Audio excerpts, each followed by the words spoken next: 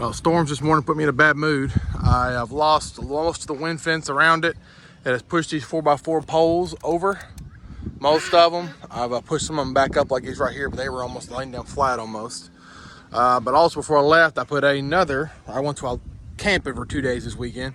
I put another wind fence up around this, and that seemed to have pretty much saved me 100%. I do have some leaves that are turned over. This one out here is actually my best looking one. So I'm gonna hopefully I'll drop this weekend, some things done. But the 1707 has definitely lost some, but hey, it'll say savable.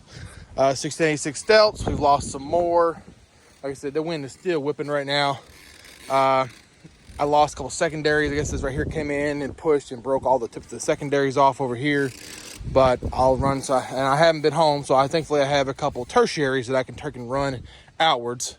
But it's looking kind of rough right now. Everything is looking very, very rough. I haven't even checked on the 2144 yet. I'm just scared to even go down there because I did not put this up around that one down there, and only have the outside wind fence, which doesn't even exist on most of this right now. It's down, pulled the nails out, the whole deal, and pushed it over and ripped it off. So you can tell how big it. Look, it even rips holes in the wind fence itself where it's pulling it away. So I got a lot to work on. But there you go. Plants are still okay. They're saying tonight is going to be the real show, unfortunately, here in Kentucky, and that could do me in. I'll let y'all know what happens with that. I'm afraid to even talk about it, honestly. So we'll see what happens, because if it's anything like last year, I won't have anything left. So pray for me, and we'll see what happens. All right, I'll let you know about 2144 in just a second. There's 2144 Barren. Obviously has some issues, lots of leaves lost, but overall I straightened things back up, stapled some things back down, and the main vine is still intact, so that's a big plus. And starting to slowly, what I've done here is, I talked about earlier in other episodes, I just can't, it stays so underneath this thing, and I'm getting so tired of cutting the holes. I just don't have the time. I know that sounds crazy because I'll have to do weeding later, but I just can't keep up for whatever reason. So, and the fact that it's just super wet and it has never dried out. I have water standing underneath this thing. So, but anyways, I started to cut a line down through here. Then I'm gonna cut it down here. Same deal here. I'll turn it this way and run it down. I'm gonna keep obviously the main. I'm gonna keep it covered the entire time with the underlayment, okay, the weed barrier. But I'm gonna start peeling it back now. You can see my drip tape underneath. You can see some of those healthy roots underneath there. Some of that's the actual under the weed barrier, but you can see the roots there. There you go. You can see the roots. So pretty healthy plant. It is not nearly as dark as I want it to be. I think it's a lot has because to do. I can't water. I can't fertilize. We have gauged 15.5 inches of rain so far for the month of June and for the month of May, and May is not over with yet. Like I said, tonight is the night that I may not have this anymore. That's the way they're talking anyway. So hopefully I'm wrong. Cross my fingers. I'm having flashbacks of last year. If y'all watched that video into my season, that tornado did.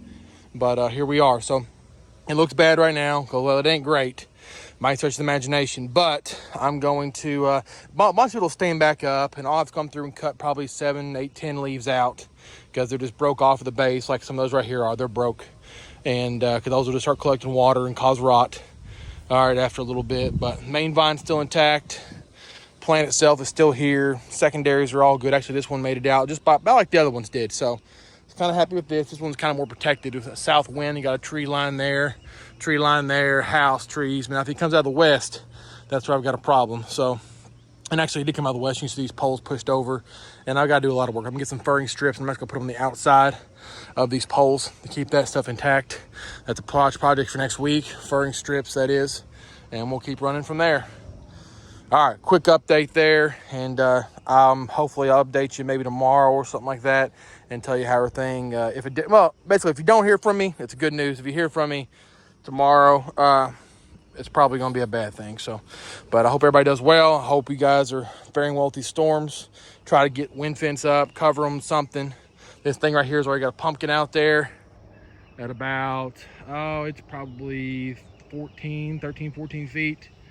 And I'm going to pollinate it because it's got 20 secondaries behind it, and we're going to rock and roll. start wrapping these things around this way and this way, just like the way I like it. I'd like to pollinate the next one for sure. That'll be my keeper, but if that one don't take, that one's going to be it. So I've grown 1,500 pounders that with this 20 secondaries. So we'll see what happens, and we'll rock and roll. This thing definitely needs some nitrogen, but I just can't do it because it's I don't want to add any more water, honestly, but I'm going to have to do it here in a couple of days. So, all right, you guys keep them growing. See ya.